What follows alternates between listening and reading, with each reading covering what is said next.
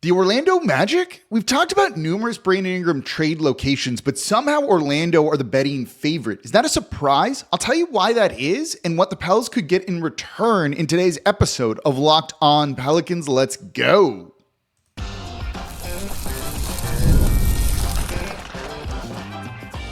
You are Locked On Pelicans, your daily New Orleans Pelicans podcast, part of the Locked On Podcast Network, your team every day. Welcome to another edition of Locked On Pelicans, the daily podcast covering your favorite team, the New Orleans Pelicans and NBA, part of the Locked On Podcast Network, your team every day, available wherever you get your podcasts and available on YouTube.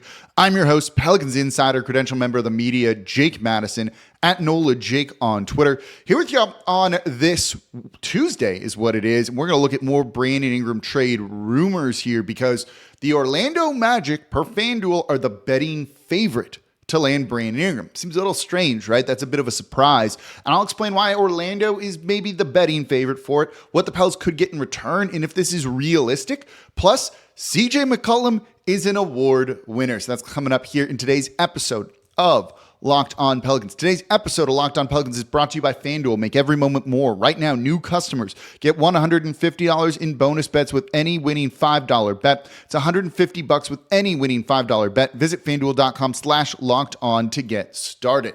And of course, thank you for making Locked On Pelicans your first listen today and every day. We are here Monday through Friday, the number one Pelicans podcast covering everything you want to know about this Pelicans team. So please subscribe wherever you get your podcast. Join over 10,000 Pelicans fans on YouTube as well. So let's get into this trade around the Orlando Magic, because as the betting odds have come out for Brandon Ingram, this is a team that genuinely surprised me a little bit to see in the running for them.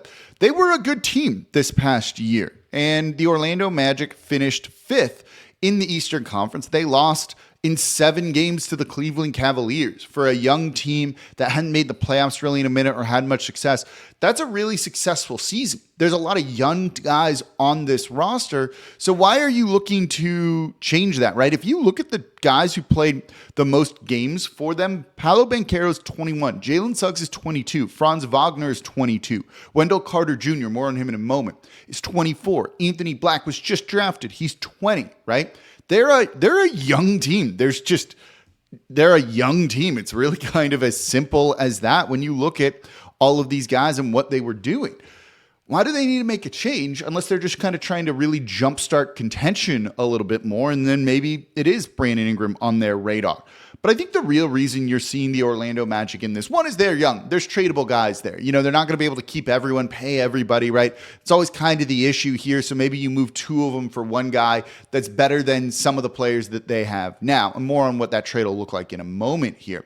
But I think one of the main reasons why you're seeing them, and you will see them linked to other big names, is they have cap space. There are very few teams in the NBA that actually have cap space to spend. And given it's a lackluster free agent market, maybe they just want to go big name shopping through a trade. This gives them flexibility in taking more money back than they send out. That's not always what you see in the NBA world. When you're looking at trades and we say the salaries need to match and things like that, well, if one team has cap space, they can take more money back than they send out. It gives you greater flexibility in terms of making a trade and trying to figure out the logistics of a deal. And I think that's why the Orlando Magic are on there, because honestly, I don't quite see a ton of the fit around Brandon Ingram. Franz Wagner plays the 3 for them, and he is very good. You know, this is someone that they kind of figure is like one of their prized young guys here after 3 seasons in the NBA, playing 231 games, someone with a career average of almost 18 points per game, 3.4 assists, 4.6 rebounds. He takes threes, things like that. He's a good rebounder for his size and kind of his position, just a useful player. You know, Banchero's their main guy. Do they want, someone to take shots away from them? Things like that. And I'm not entirely sure that that's what they want to do. You know, Jalen Suggs is in there too. He's young. We'll talk about him in a trade and everything in a second here. So I really don't see it unless you're going to move Franz Wagner or Brandon Ingram to being a 2, and they both can probably play that. I struggle to see the fit here a little bit.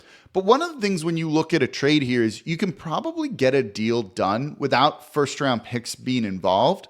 And maybe that means the Pelicans want to make a deal like this to use the first round picks they have to target other areas. And what areas should they be targeting? We'll talk about in the next segment. So you look at this and at first it doesn't make a ton of sense. And then you're like, you know what? Like maybe it does. And we can kind of get behind some of this. And I think that goes a long way towards trying to figure out a deal that makes sense. So what's the trade here? And then you look at their roster and go, oh, there are pieces that New Orleans would probably like. Let's start with Wendell Carter Jr. This is a center who has switchability, years left on his deal, and makes sense because the Pelicans were linked to him at the NBA's trade deadline as they look to upgrade from Jonas Valanciunas. And looking back on it, New Orleans not making a move there is probably the worst thing they could have done, and I was very wrong about that at the time. So Wendell Carter Jr. comes to New Orleans. There's your new starting center. After that, it gets a little bit tough. I would have them throw someone in like Jonathan Isaac, who just had his most healthy year in a while. And while not an elite player, maybe a useful role player off of the bench just for his defense. He's not a good shooter. There's no offense there, but just for some defense, that's not too bad. He also makes $17.4 million next season. That's salary that could be packaged at the trade deadline along with picks or something else to go get you another useful rotation player for you. And the Pelicans are lacking some of that mid-range salary that they really are going to try and need. So Jonathan Isaac being a guy that you would get now but flip later makes some sense. And then it comes down to what's the final piece of this. You know, the Pelicans, I think, would be asking for Jalen Suggs. I don't think they would get Jalen Suggs here from the Orlando Magic. His defense, he's one of the better defensive guards in the league, but he doesn't necessarily fit what this team totally needs. I mean, he's young enough. He shoots threes well too, but he's not like a true point guard or anything like that. 12.6 points per game, 2.7 assists, 3 rebounds. He shot almost 40% from three on 5 attempts, but that was a significant increase from his previous shooting years, where even when you include that season, he's still a 33% shooter from deep. You'd still try and get him, but I think he's so young and there's so much talent there that Orlando wouldn't try and get rid of a guy that is a significant player for them that started 75 games for him this season. So you take him out and maybe include a guy like Cole Anthony. So your trade, and this works, would be something like Brandon Ingram going to the Orlando Magic, Jonathan Isaac, Cole Anthony, and Wendell Carter Jr. coming back. What do you think about that deal? Let's talk about it a little bit more going into the next segment here, and then we'll talk about how you kind of need to look at the positions that you're targeting and how that's going to impact a Brandon Ingram trade. That's coming up here next in today's episode of Locked On Pelicans. Right now, though, I'm excited to tell you about FanDuel because it's winner take all time in the NBA and NHL, and FanDuel is giving you a shot to bring home a big win of your own. Right now, new customers get $150 in bonus bets with any winning $5 bet. That's $150 to bet on spreads, money lines, player props, and more. So visit FanDuel.com/lockedon and make every playoff shot count. Look, I'm not a fan of any of the teams left, really, but I like watching playoff basketball, and I like to make it more interesting to give myself a rooting interest. Getting on FanDuel, picking the player props, the spreads, whatever it might be, that's going to make the game more interesting. So again, you get $150 in bonus bets to bet on spreads, money lines, and everything. So FanDuel, America's #1 sportsbook, and you can also get in on the player futures, things like that. FanDuel, America's #1 sportsbook, and the official sportsbook of Locked On. And thank you for making Locked On Pelicans your first listen today and every day. We are here Monday through Friday, the #1 Pelicans podcast, covering everything that you want to know about this team, including making sense of a lot of the trade rumors around particularly Brandon Ingram right now. And now for your second listen, don't be watching ESPN, Fox Sports, any place where they're just not talking sports or anything like that. If you have to turn down the volume with all the yelling, or they're just not getting to the topics that you want to hear, make the switch to Locked On Sports today, a free 24/7 sports streaming channel programmed for you every day to bring you the biggest stories without all that yelling. Locked On Sports Today brings you can't miss analysis, opinions, and news streaming 24/7 on YouTube or the free Amazon Fire TV channels app, part of the Locked On Podcast Network, your team every day. So let's go back to the trade that I had just said in this here. Brandon Ingram, and in exchange, the Pelicans get Jonathan Isaac, Cole Anthony, Wendell Carter Jr. If you propose that to Orlando Magic fans, they are going to revolt and say absolutely not. But I think this is the most realistic deal that I can really see coming. You're not going to get Jalen Suggs, not unless you include a bunch of first-round picks. And I don't think Orlando's really interested in first-round picks. Jonathan Isaac gives you some salary that you can repackage later, and also a useful role player off the bench. Cole Anthony, you can maybe plug in as a starter or have him be your kind of guy off the bench that's a scorer. Cole Anthony, it's worth pointing out, though, isn't a true point guard. This is a guy who last year, off the bench in 81 games, right? 11.6 points per game, 3 assists, 4 rebounds, and shot 34% from 3. He's not a particularly good or elite three-point shooter and doesn't do it on volume. Is there some microwave scoring in him where you put him in the game and he can go and take over, particularly against New Orleans, as he always does? Yes, but I wouldn't say that this is the true point guard that the team is looking for. He's more of a combo guard than anything else and more of a score-first guy. Coming off the bench, that can be useful, I think. But for someone who played significant minutes on this Orlando Magic team, that was good, by the way, which is worth pointing out here. He was like 4th in minutes for that team. This didn't get really any voting or any interest in 6th man of the year. Jose Alvarado got more votes for 6th man of the year than Cole Anthony did. Now, he's young. He's 24. Not amazing size at 6'2", taller than Jose Alvarado, though, and has a lot of potential.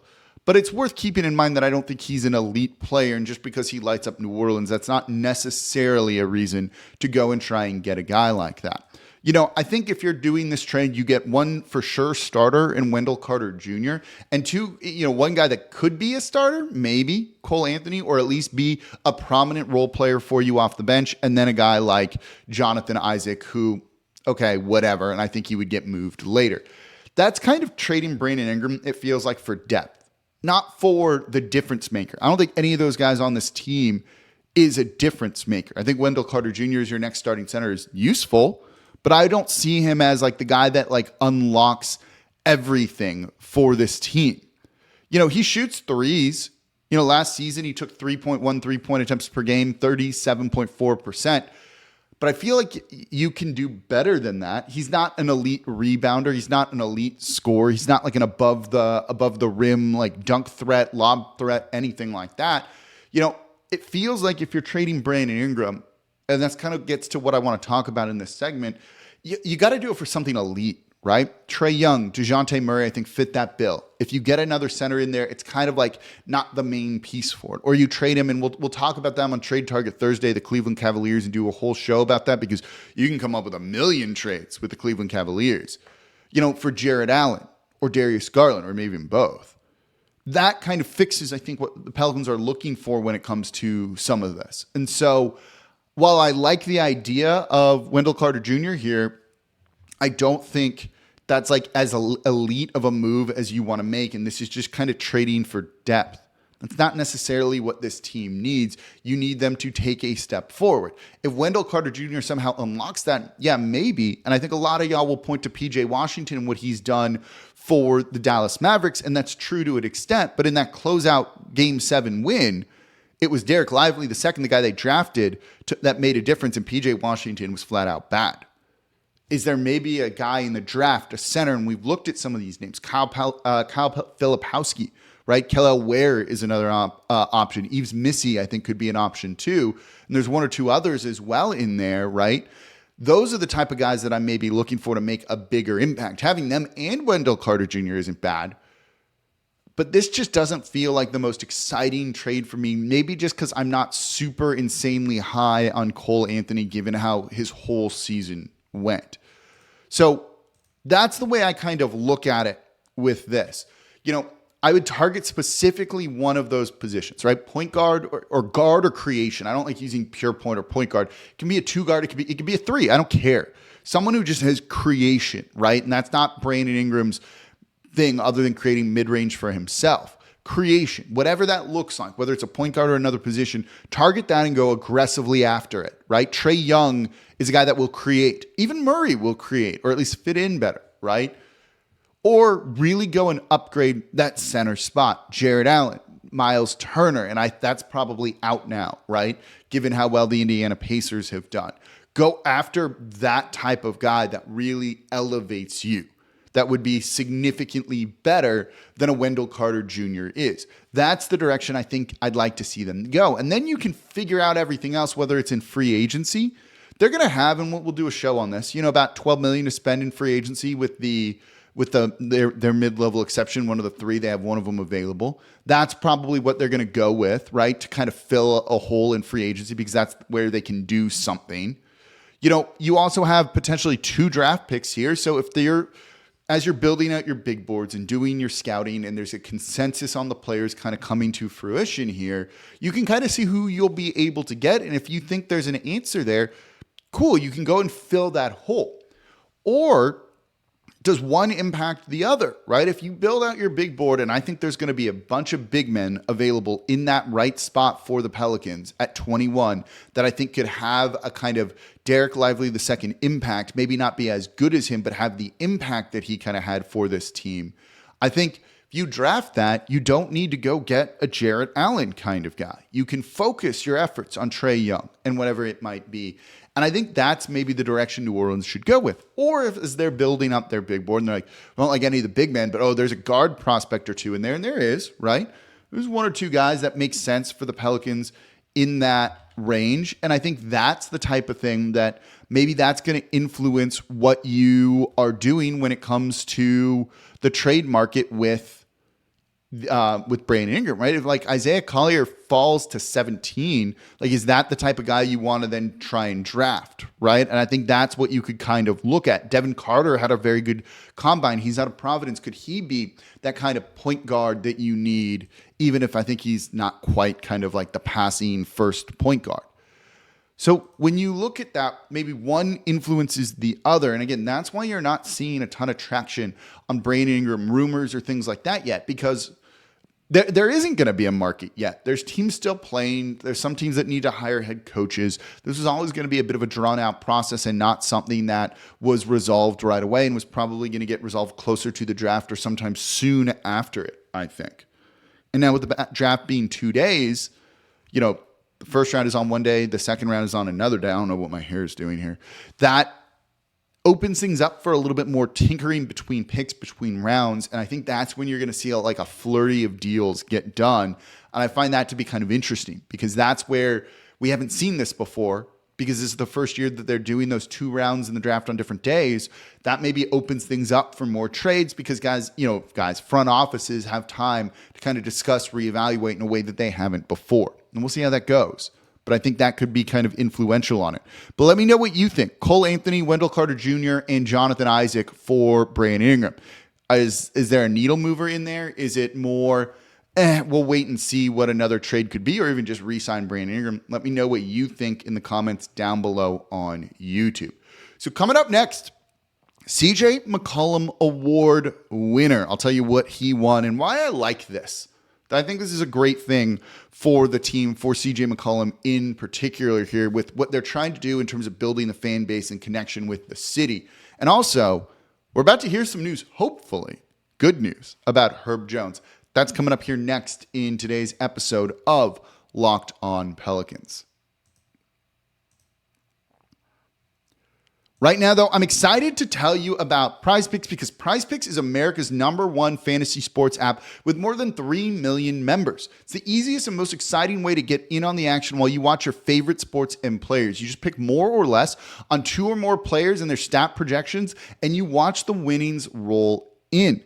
So get in on the playoff action and win up to 100 times, you heard me that correctly, 100 times your money on PrizePicks, as you and the world's best players take the game to a new level during basketball's postseason. You can now win up to 100 times your money on PrizePicks with as little as 4 correct picks. That means you're turning $10 into $1,000 with basketball entries today on PrizePicks, America's #1 fantasy sports app. Test your skills on PrizePicks. You know the game. Make it more interesting by getting in on the action over at PrizePicks. Turn $10 into $1,000 with just a few taps. They have quick withdrawals, easy gameplay, an enormous selection of players and stat types, and that's what makes PrizePicks the #1 fantasy sports app. So download the app today and use code LOCKEDONNBA for a first deposit match up to $100. Download the app. Use code LOCKEDONNBA for a first deposit match up to $100. PrizePicks, pick more, pick less. It's that easy. And thank you for making Locked On Pelicans your first listen today and every day. We're here Monday through Friday, the #1 Pelicans podcast covering everything you want to know about this Pelicans team. So please subscribe wherever you get your podcast. Join over 10,000 Pelicans fans on YouTube. We will do something to celebrate that a little bit, even if it's just like an hour-long interactive live show that's just like a YouTube special or something like that, which is probably what we'll end up doing. If you have ideas, though, let me know in the comments down below. And now for your second listen, Ross Jackson making sense of everything black and gold. When is Kool-Aid McKinstry, awesome name, going to sign his rookie deal and we can see him with the team? Hopefully that's going to be soon. Ross Jackson's talking about it over the Locked On Saints podcast. So let's switch gears from the trade market because we like players on the team winning awards, and CJ McCollum is an award winner. He's already won a couple of other awards in the NBA, by the way. But CJ McCollum, it was announced on Monday, wins the 2023-2024 J. Walter Kennedy Citizenship Award. So I'm going to read the press release to y'all here. New Orleans Pelicans guard CJ McCollum has been named the winner of the 2023-2024 J. Walter Kennedy Citizenship Award as administered and selected by the Professional Basketball Writers Association, PBWA. Named after the NBA's second commissioner, the honor is presented annually by the PBWA to a player, coach, or athletic trainer who shows outstanding service and dedication to their community. McCollum is being honored for his extensive community work in and around New Orleans with a focus on education, social justice reform, and efforts to provide equitable resources and opportunities for youth. McCollum was one of 5 finalists for the award. So what I love about this, I'm not reading from the press release here, is that it encompasses not just players, right, but coaches, their trainers, just people who are involved in the community. So it's harder to win this because there's a much larger, body of people who could win, more constituents for it. He beat out people like Caron Butler, who's an assistant coach on the Miami Heat, Anthony Gill with the Wizards, Kyrie Irving with the Mavericks, and Jaren Jackson Jr. with the Memphis Grizzlies. The finalists were chosen by a committee of PBWA members from nominees submitted by NBA teams. The winner was determined by a vote of the entire PBWA, which is composed of more than 200 writers and editors who cover the NBA regularly for newspapers, magazines, and online news outlets. Quote, CJ's passion, generosity, and commitment to improving the lives of the youth in his community is truly impressive, says PBWA President Howard Beck of The Ringer, also friend of the show. You've seen him on here. The members of the Professional Basketball Writers Association salute him and the nominees for their inspiring work.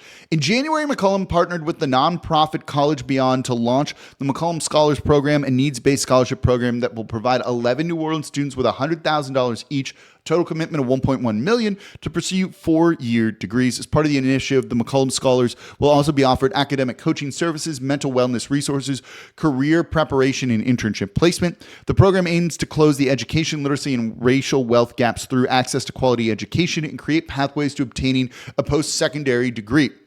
In March, McCollum opened the C.J. McCollum Dream Center at the West Bank Boys and Girls Club of Metro, Louisiana. The center, which has been transformed into a dynamic hub of innovation and inspiration, is stocked with new laptops, tablets, smartboards, laser printers, a library, virtual reality headsets, and a podcast studio. It is the third Dream Center that McCollum has opened and the first in Louisiana, where he's resided since joining the Pelicans in February of 2022. He's described the centers as beacons of hope and a safe haven where youth can learn, grow, and explore. He's also worked with the Louisiana Center for Children's Rights and the National Basketball Social Justice Coalition. And so you see that he's done a ton of work here in the community. The reason I read all of that off, and that was long, is because you want the Pelicans to be involved in their community, right? Chris Paul was not notorious, that's probably a poor word to use with it, but did that, right? And it made him beloved. Anthony Davis a little less so, even though he did things, but not to the degree like this. When you're trying to kind of build lifelong fans and have the city have a strong connection to the team and the players, doing really good things in the community is a really big part of that. That's, I think, part of the reason why David Griffin, even if it sounds a little cliche at times, talks about trying to get really good humans and things like that on the team. That stuff matters, right? At times you just want good basketball players, certainly, and McCollum is that. But you also want people that are doing work in the community and making an impact, because that does create deeper ties between the community at large, the city at large, New Orleans, and, various surrounding areas and the team. And I think that's important for a place that, at times, and it's not always true, doesn't have the best relationship with the team in terms of attendance, things like that. Having them do stuff like that, I think, is important. And I think that does go towards building lifelong fans and seeing kind of people in there. And sometimes it just feels good to root for a team that's doing good in your community. So a ton of credit to CJ McCollum for winning the J. Walter Kennedy Citizenship Award here. I think this was just an awesome thing to see from him and things we like to see in the offseason.